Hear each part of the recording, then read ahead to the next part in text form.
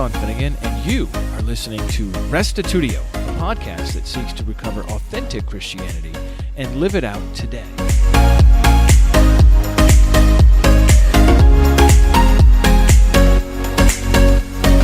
Whereas last time we examined 6 interpretations people hold for Hebrews chapter 1, verses 10 through 12, today we look at just one, the 7th.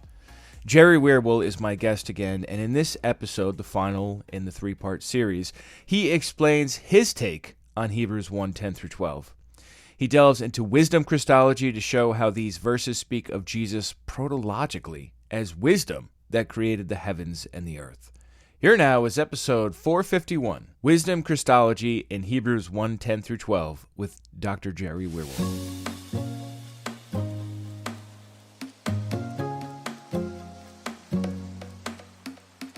Welcome back, Jerry Wierwille. So glad to talk with you again today about Hebrews chapter 1. Welcome to Restitutio. I'm glad to be here, Sean. So last time we looked at 6 different interpretive options for Hebrews 1, 10 through 12. We looked at how some people think that these verses are referring to God the Father, and others think it's referring to Jesus as the creator or the figurative creator of a new political system or a new planet or the Mosaic order or new creation. And we discussed all those. Today, we're jumping into wisdom Christology. And this is a topic that most people, I would say, are pretty much not familiar with. You got into this a little bit in your presentation at UCA-Con, and I thought this would be a really great subject for us to explore a little more in depth. I know this is an area where you are actively doing research and you are still developing your thoughts, but just wanted to get whatever insight we can into what you've learned so far. Why don't you start us out by talking about wisdom Christology in general and the Jewish views of wisdom that we find in intertestamental literature and other places, and why this is even a topic of interest in general? Yeah, of course. To start with, though, I just want to share the premises which lead up to that. I take from my research and what I presented that the Catena as a whole is a literary unit with the sun being contrasted with the angels. And therefore, as I've argued elsewhere, that verses 10 through 12 should be applied to the sun. And I also think another premise is that I take heaven and earth there to be literal reference to heaven and earth, creation.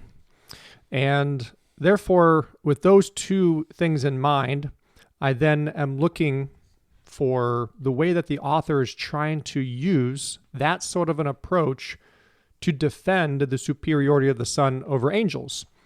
And as I went through in the presentation, there's a lot of reference to wisdom Christology here in Hebrews. And the big thing is that it's not a well-known subject. Wisdom Christology is kind of like a specialized sort of approach where it's understanding how wisdom is being applied to Christ in the New Testament in various ways. Now, the wisdom tradition, I gave a small synopsis at the UCA conference in my presentation, is a Jewish way of talking about God's kind of creative power, God's sort of plan and purpose, the way that he works out all things to the ends that he desires according to his will. Mm-hmm.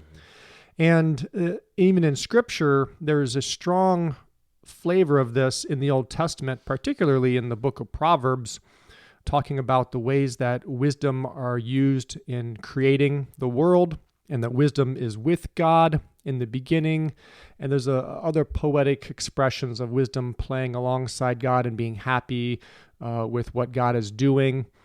And this is carried on into other writings in the intertestamental period between the Old Testament and New Testament, where wisdom is also spoken of in lofty, exalted terms as filling the universe and being used in all of creation and sitting by the throne of God, and all of creation being created from it or through it. It's like a tool, you could say, that God used.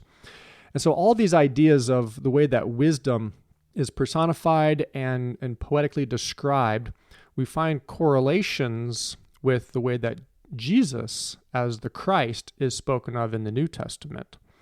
And places where it is said that through Christ, the world was created, like in 1 Corinthians chapter 8, and then as Jesus being the Word of God in John chapter 1, it's described there that all things came into existence, if you take that translation, or happened through the Word, the Logos, which ends up being Jesus. And so we see that the Logos and also the Sophia, the wisdom of God, they find this expression in Jesus. Now, nowhere in the New Testament is it explicitly said that, the Sophia became Jesus or things like that, but it does say that Christ became the wisdom of God in 1 Corinthians 1:30, where it says that Christ became the wisdom of God. That might be about as close as we get in the New Testament. And so from that, we can then postulate that Christ resembles and embodies this wisdom that is said to be with God, and that is also said to be an agent in creation. So the logic for wisdom Christology is that Christ is sort of this embodiment of God's creative wisdom, and that Christ is spoken of as being wisdom that was used in creation. Now, taking that into Hebrews chapter 1, the way that the author is constructing the argument is showing that in verses 10 through 12, applying a creation passage to Christ in a figurative way through a wisdom Christology approach means that Jesus is just sort of like the entire creative purpose and powerful wisdom of God at work. And as he's been exalted to God's right hand and has taken the position where wisdom is said to reside, then he is being spoken of in the terms of the creative power with which wisdom was used by God to create the world. Okay, so let me back up a little bit here, and I just keep thinking of Proverbs 8 and the personification used there, where wisdom is a she, and she is a master craftsman or worker with God who is there in the beginning during creation and doing all this stuff. And so this is the idea of personification, where you take an attribute or a thing and speak of it as if it's a person, even though it's not a distinct or separate person from God himself. And this way of speaking of God's wisdom or his word or his spirit, especially wisdom, gets really meditated upon a lot by later Jewish thought, as you mentioned, Jerry. And so it's something that's very much like in the background in the New Testament period. Is that would you say that's fair? This way of talking about wisdom? Yeah. Yeah, it's a very Hebraic kind of mindset and way of speaking. Yeah. So what we're saying here is that with Hebrews 1:10 through 12, the obvious problem with your hypothesis here is that it doesn't have the word wisdom in verses 10 through 12. But you overcame that in your presentation by mentioning several other places in chapter 1 that do have significant tie-ins to wisdom, including even a couple of obscure words that you think would signal to the audience, hey, we're talking about wisdom here. So, if we grant that, then what are we saying here as far as what Hebrews 1:10 is saying? It's actually talking about wisdom, laying the foundation of the earth in the beginning, and not talking about Jesus in verse 10? Or how would you explain this? How would you interpret this in light of wisdom Christology, if you were to say the verses in your own words, for example? Yeah, I think any figurative interpretation is going to have to find some place to draw meaning from. And to me, exegetically, it seems the most likely, due to the lexical and thematic links that I explained, that there's at least some ground to stand on within chapter 1 that would bring forth the idea of a wisdom Christology perspective. And I think that that's a stronger approach than some of the other interpretive options, because I think they have less grounding within chapter 1 of Hebrews, and they import more foreign content in to explain their interpretation. Now, looking at Hebrews 1:10 through 12 in wisdom Christology, it's not that Jesus was wisdom back long ago in Genesis, and it's just another sort of title for him and another name for Jesus. Jesus didn't exist when God created the heavens and the earth in Genesis, but wisdom was there and was personified as being one of the agents that God used to create the world. And with Jesus becoming or embodying the wisdom of God and being exalted to God's right hand in the position where wisdom is said to dwell, according to the Jewish wisdom tradition, that this is a figurative way of trying to elevate Jesus above the angels, in that as none of the angels are said to become God's wisdom or to be God's wisdom, creation is never described as being done through any angel, as it is said to be done through wisdom and then also through Jesus, the Christ. So in my own words, I would say verses 10 through 12 are pointing to Jesus as being previously a man that is lower than the angels, but has been enthroned in heaven above at God's right hand and given this cosmic role over the universe, over the heaven and the earth, that could be seen as the place that wisdom resides. And I think this fits with the author of Hebrews' argument, because he's looking to try to show if this present world has been committed to angels as the messengers of God, then to show Christ as being over the created order, over top of all creation, is a way to show his superiority to them. But I also don't want to just focus on the first phrase of verse 10. The real point of the quotation is actually not verse 10, it's verse 12, because that has a tie-in with the end of verse 8 about this sort of everlasting position and unchangeable sort of status.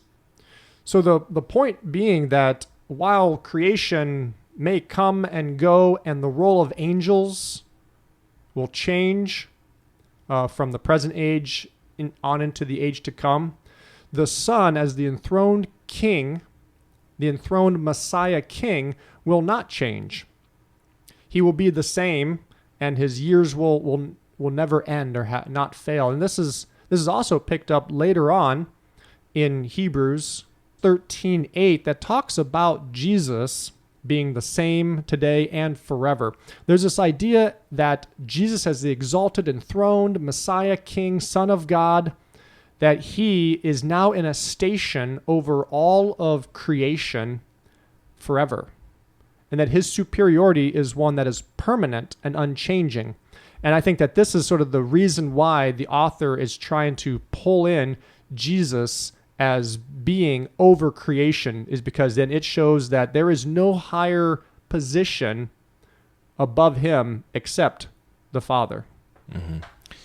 The point here is to establish Jesus as superior to the angels, and one way of doing that is to attribute to him creation, because to the angels no one attributes creation. So if Jesus can in some sense be found responsible for the Genesis creation, associated with or connected to, then that would further his case that he's better than the angels.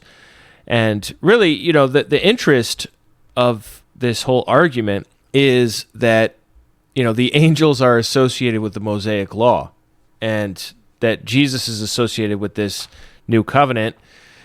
And, that's really where we're going. So it's not Christological, I guess. I mean, it is Christological, but it's not, it's not in a Greek sense. We're not trying to sort out the substance of Jesus. We're using this Psalm 102 quotation rhetorically to establish superiority. I think that's an important point to make. Yeah. I make that in my presentation based on an assertion from George Card, the mentor of N.T. Wright, where he talks that in the Hebrew mind, this idea of ontological assignment is so foreign to what the author is doing here. Actually, I can reread that real quick. Yeah, sure.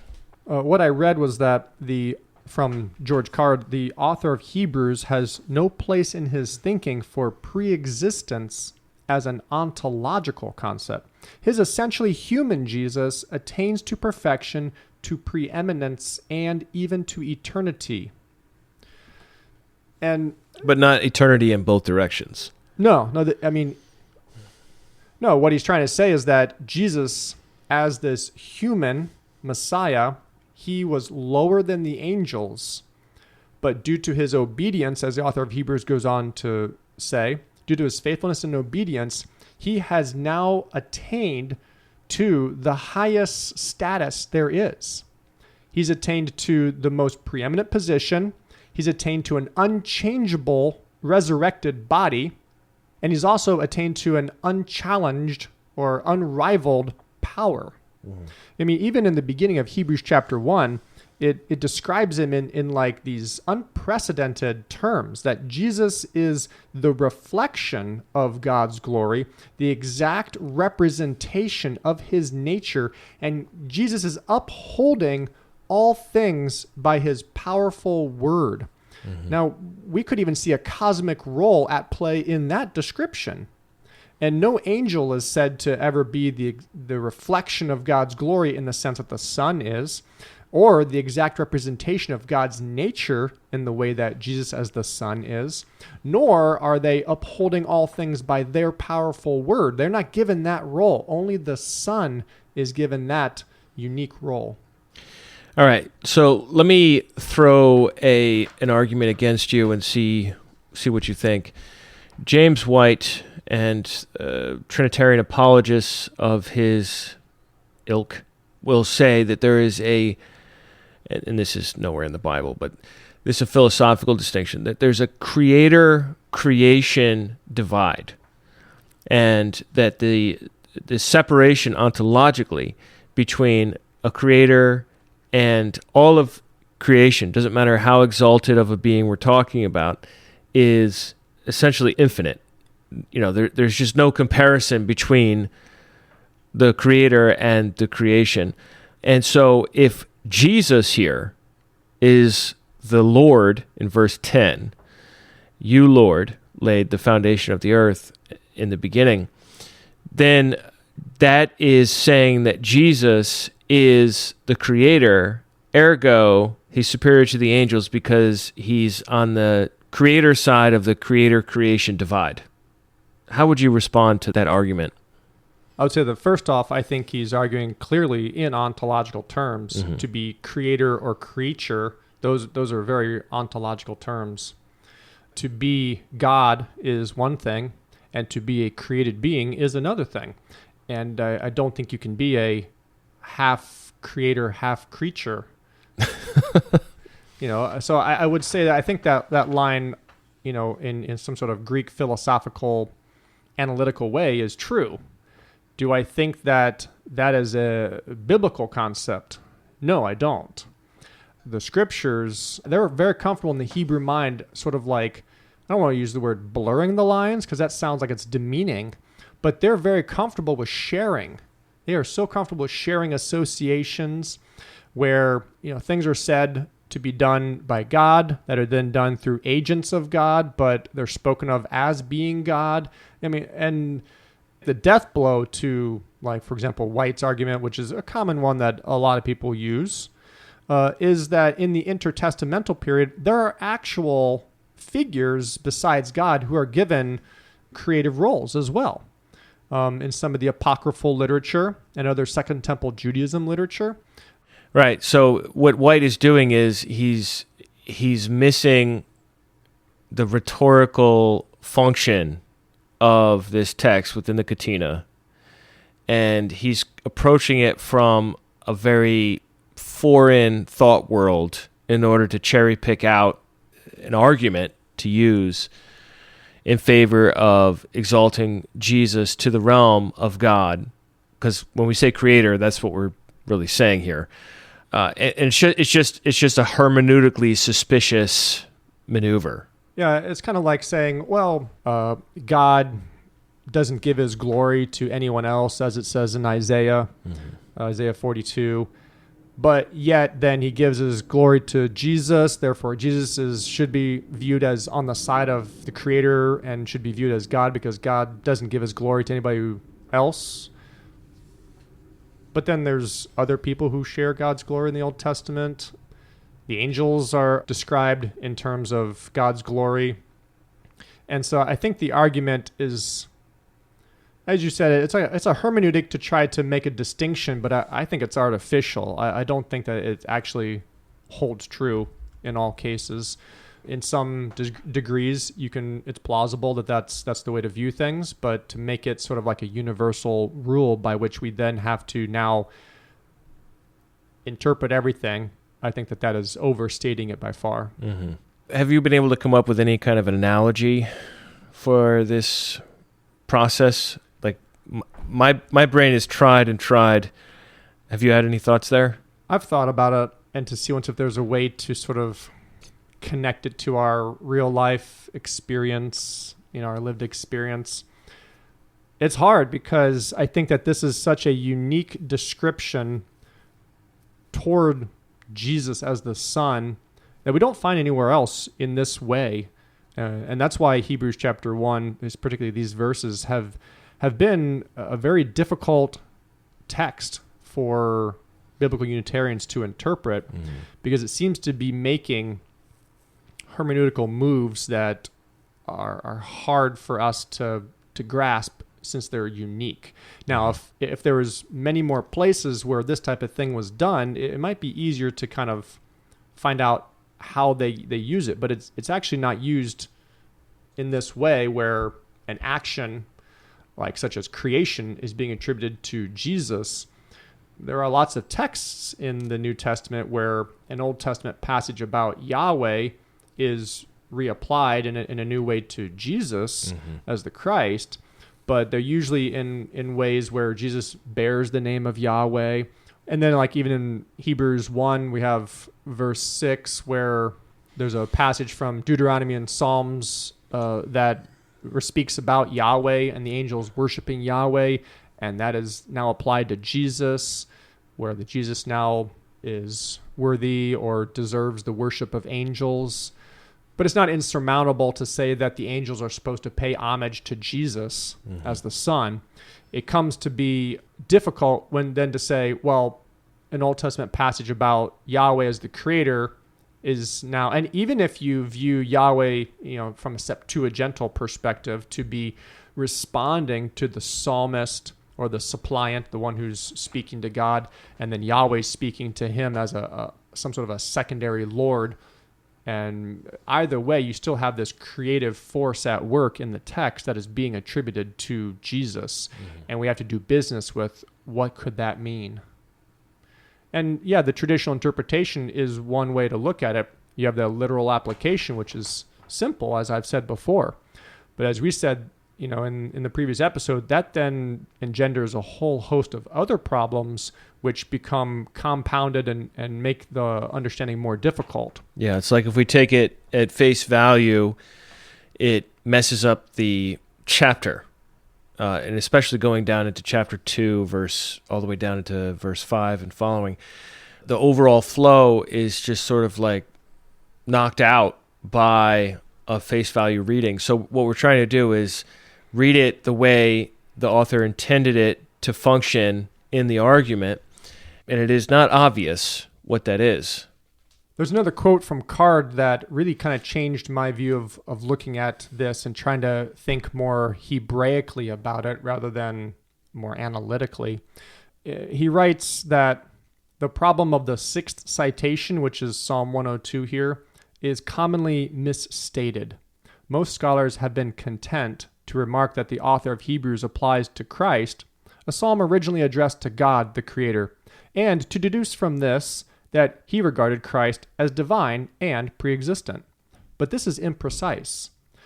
Like most of the other scriptural passages he quotes, the author regards this one as a word spoken by God addressed by him to the Son, of whom he has just said in the words of another psalm, "Your God has anointed you above your fellows." That's Psalm 45:7.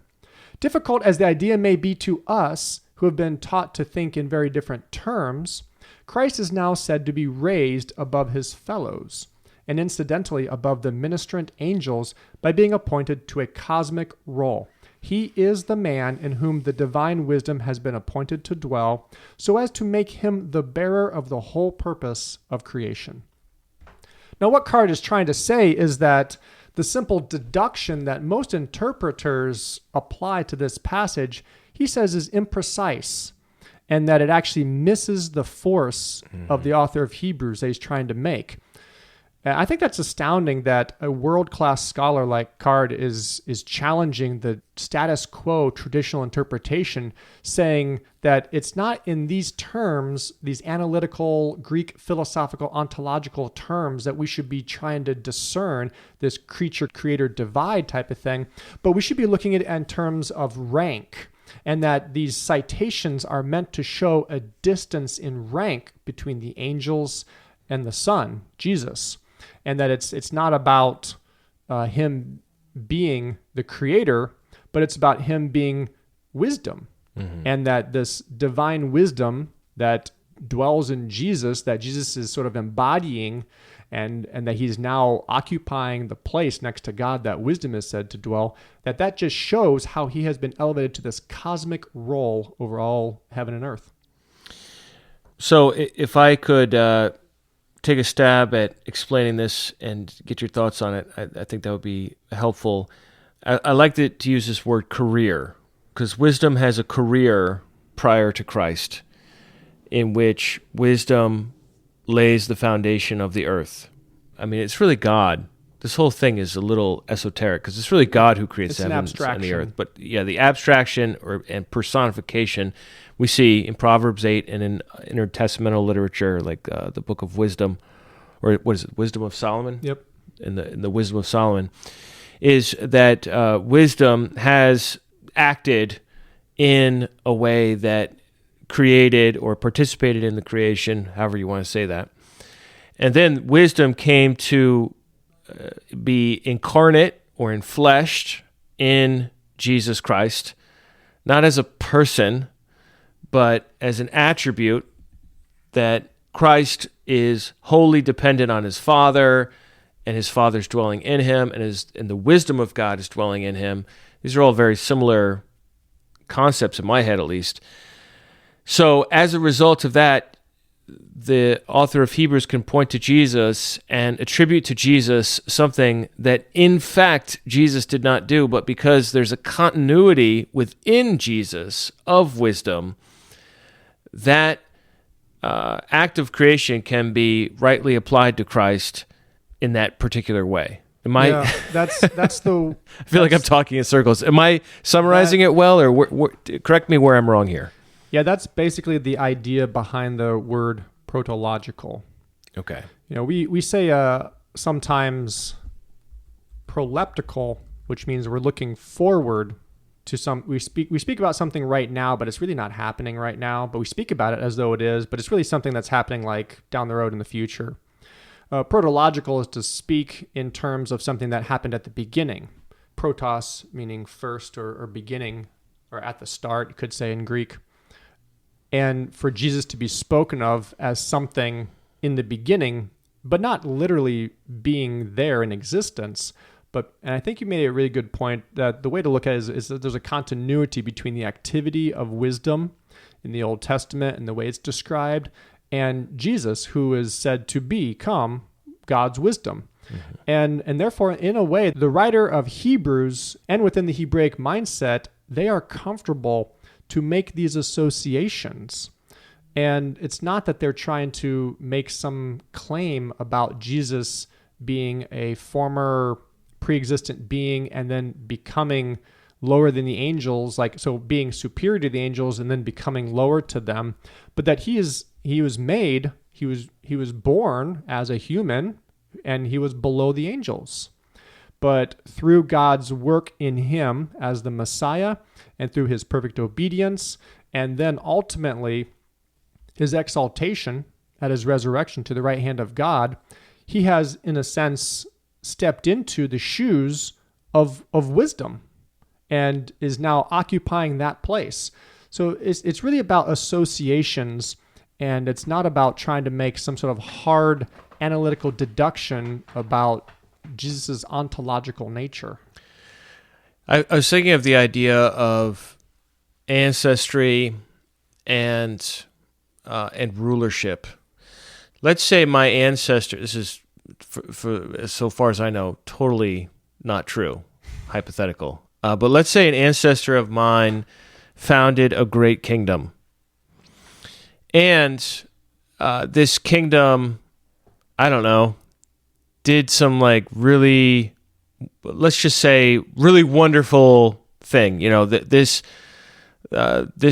kingdom invented some sort of medical treatment that, like transfusing blood or something like that. Okay, so that was part of the royal research program, and they developed this. And so I'm some ancestor that came along however many generations later, and somebody is now going to look at me and say to me, you, in the beginning, laid the foundation for transfusing blood.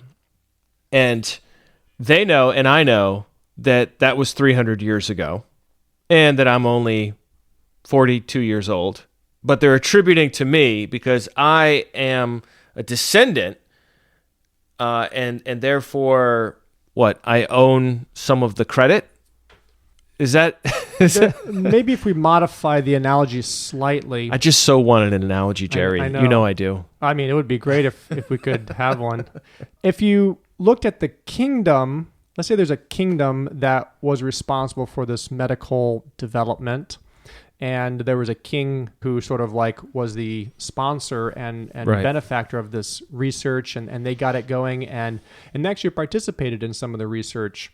And then you're a descendant of that king ruling in the kingdom, mm-hmm. and some foreigner comes and claims that you created this medical therapy mm-hmm. that we are benefiting from over in this other country.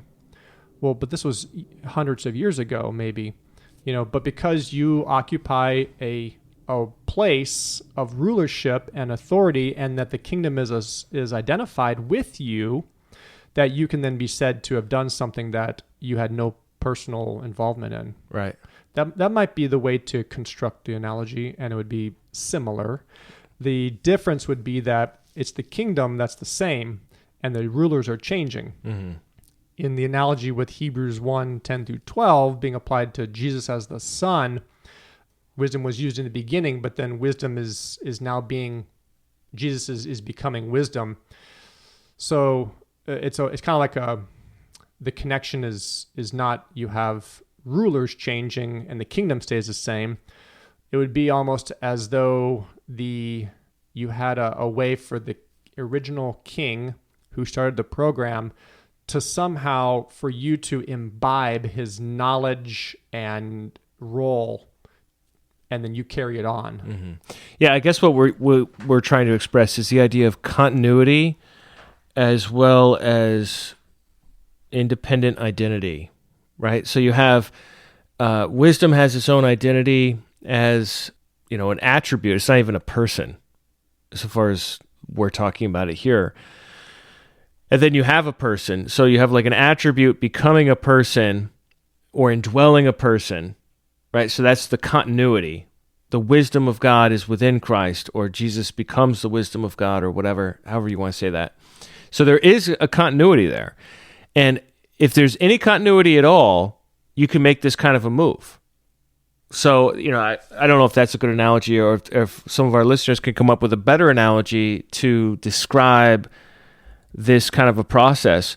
But I think you're right, and I really appreciate these card quotes, because most of us are approaching this text from a Western civilization mindset, a post-Enlightenment mindset that really likes an analytical, clearly demarcated categories. And that's not the thought world of this document. It's a very poetic section, really. I mean, I wouldn't necessarily call it poetry, but it is spaced out poetically in my Bible because he's quoting the Psalms, and the Psalms are of that poetic style. And when you're dealing with things like this, you can blur the lines, and you can say things in poetry that you can't say in prose and get away with it. And people, instead of saying, well, that you're not being precise, you say, I know. Like, of course I'm not being precise. It's supposed to be pretty, not precise. There are ways of making connections, jumping over something in the middle to the other end, and that seems to be what's going on here if this wisdom Christology is in play, because he doesn't actually mention wisdom, right? So like he's jumping over that middle right to the career of wisdom, which involves creation itself. And wisdom Christology, along with logos Christology, they are means of explaining how Jesus can be described protologically. Like when it says like in 1 Corinthians 8 that through him are all things, you have the same conundrum that like, well, how can you do something through Jesus in the beginning in Genesis and create the heavens and the earth if he didn't exist? How does this throughness? And this comes to a large category called divine agency and representation in the Hebrew mind, where you can speak very fluidly about associations between objects and people and things like that, even if they had nothing to do with it, as long as they then become associated or connected to it in some way.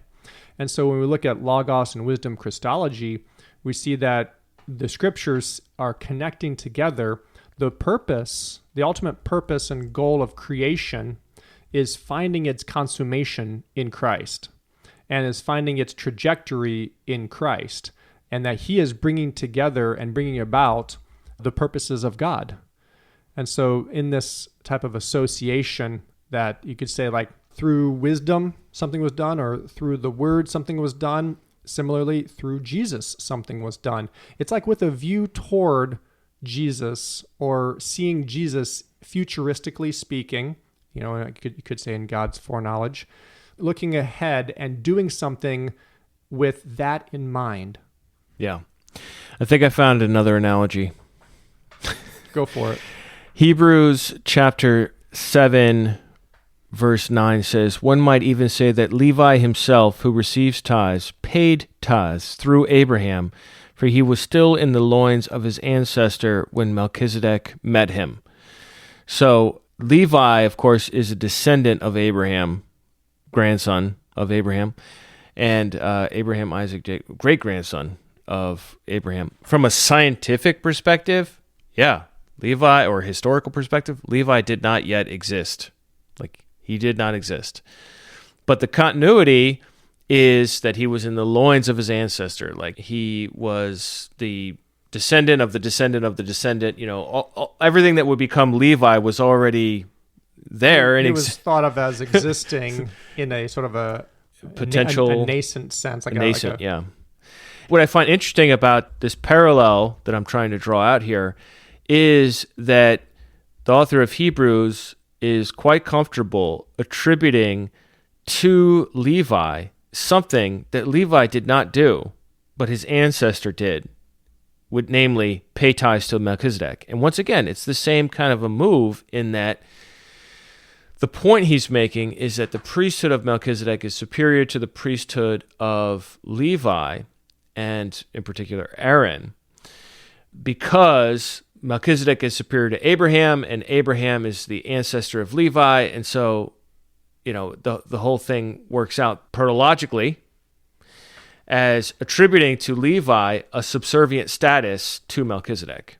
And actions that were taken of which he had no part of. Right. Literally. Yeah. So if we can find the same kind of move or a similar kind of move made by the same person in another place of the book, it gives this way of doing it legs. It doesn't prove it, but it gives it a lot more credibility.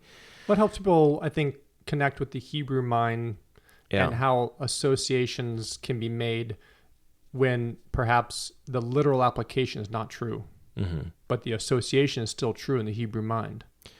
All right, what else do we want to get into here? Any areas of further research that you're doing on this, or any final concluding statements? Well, I think to bring things back around and wrap up this episode here, for the listeners, this might be a challenging interpretive approach for them. If they've never come across or had any familiarity with wisdom Christology or these type of associations in Scripture from a Hebrew perspective, from a Hebraic mindset. But I would just challenge and encourage people to step back from looking through our Western 21st century kind of mindset where we want to have nice, neat categories and be able to draw clear lines between objects and to try to understand more of what the impetus is and the motivation in the mind of the New Testament writer, like the writer of Hebrews, and to also allow the text to be able to direct us in how we should understand it, even if it goes in directions that maybe might make us a little uncomfortable at first. The reason why I argue for a wisdom Christology perspective is that I think that it has the greatest exegetical and hermeneutical basis upon which to argue from.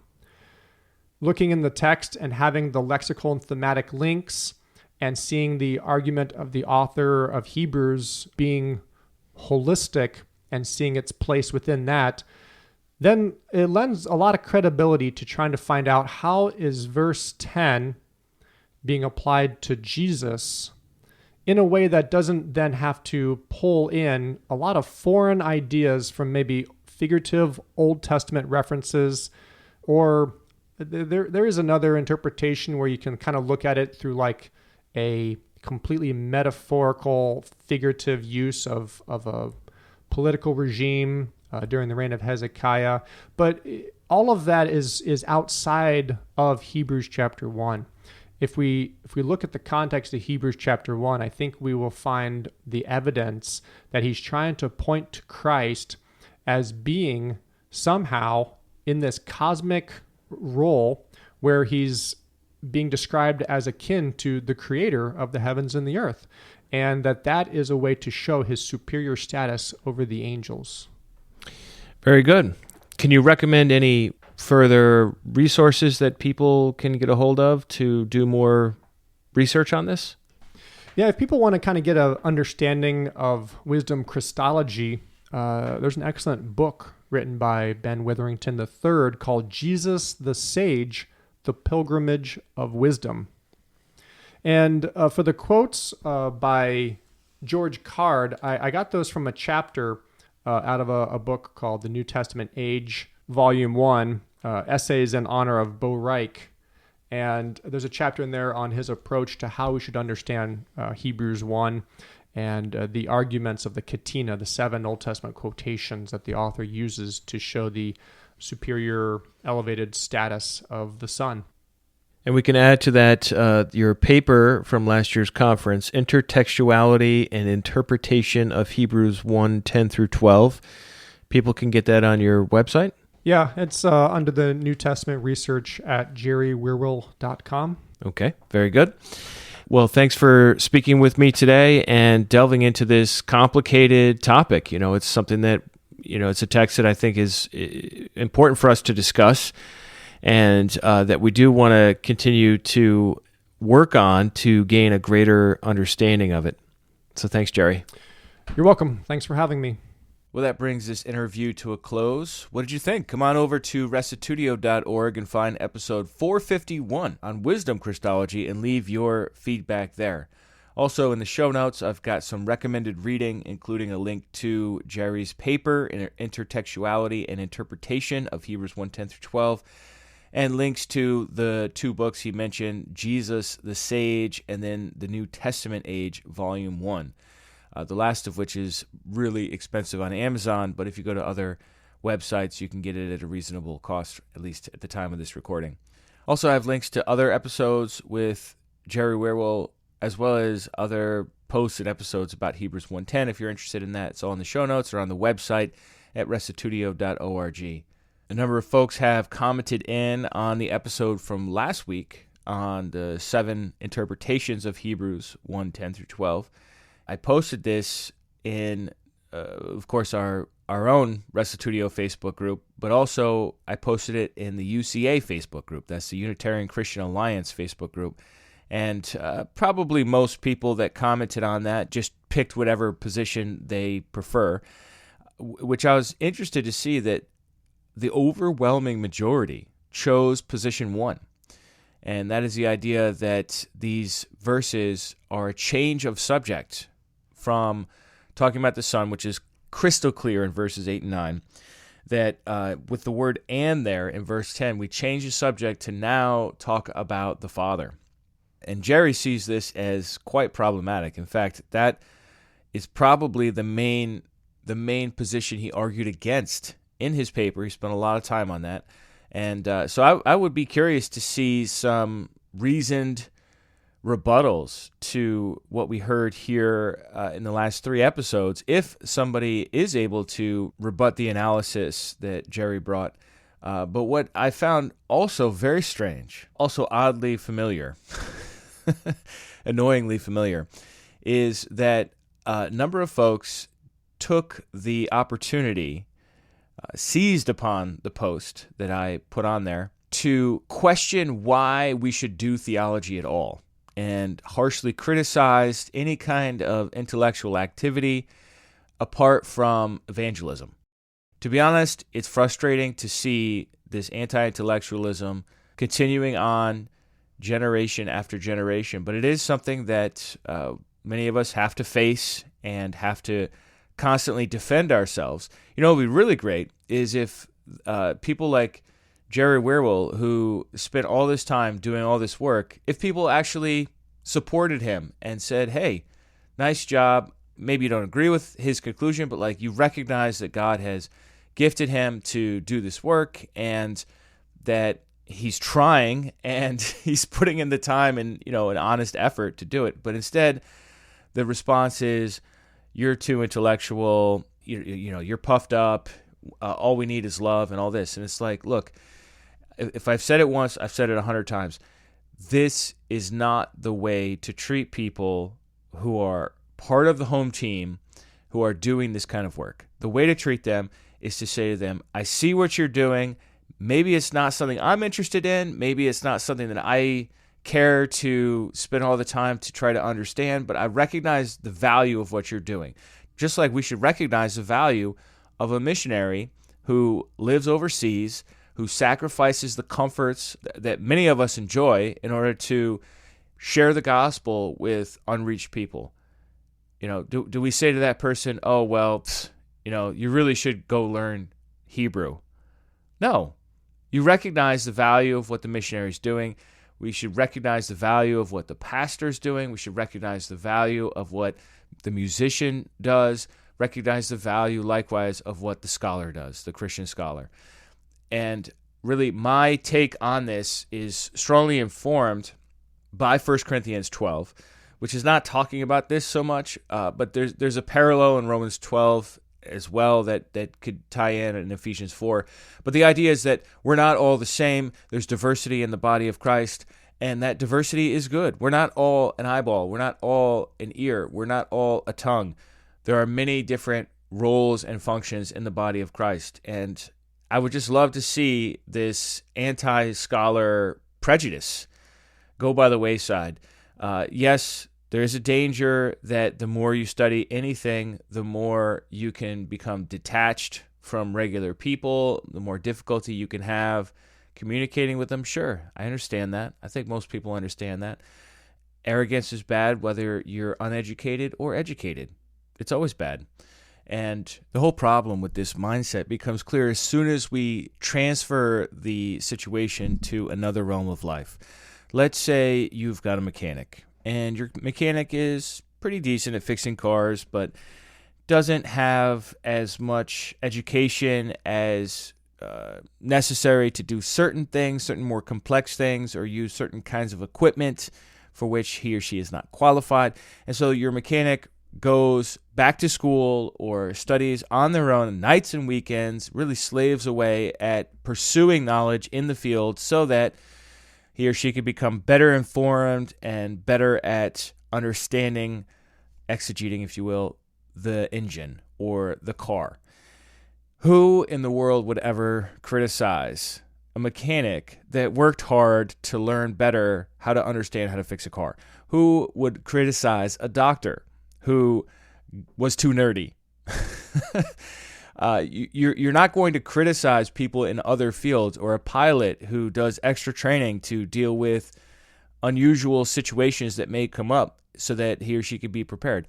This is a no-brainer in every other area of life. But when it comes to Christianity, when it comes to Bible, now suddenly, you don't want to get too puffed up, brother. You don't want to get too educated. Education's bad. It's like, what are you talking about? Education is not bad. What's bad is insufferable jerks that think they're better than other people. And you know what? I've seen plenty of them that are uneducated and plenty of them that are educated. And we can all agree to stand against that, to stand against people that are puffed up, to stand against people that think they're better than others. That's not the mark of true education. So I fully recognize that this podcast, Restitutio, although it has a lot of different kinds of content, that there are episodes in this podcast where we do get into the weeds, where we do nerdy, theological, college-level stuff. And you know what? I love that. I think that's good. I think there should be a place where this kind of intellectual rigor can come out, and it's not the Sunday morning pulpit of a local church. You know, if Jerry came up, and Jerry serves as a pastor at my church where I'm the lead pastor, Living Hope Community Church here in Latham, New York.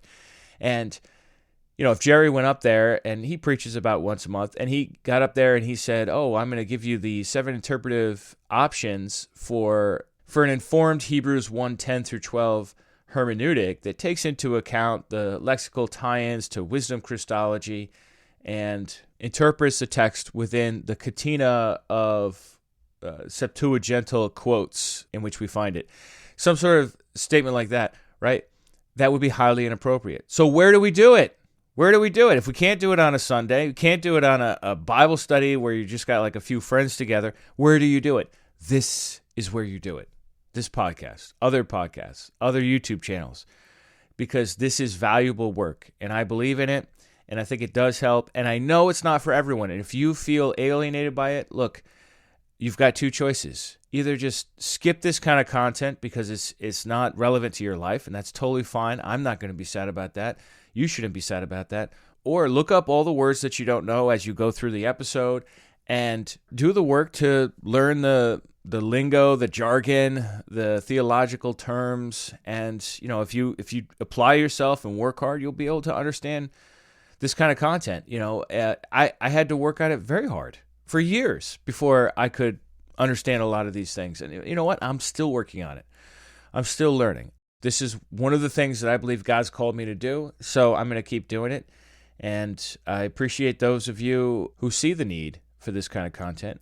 And yet at the same time, to be honest, I do get tired of just totally nerdy stuff. And I'm looking for inspirational stuff sometimes too.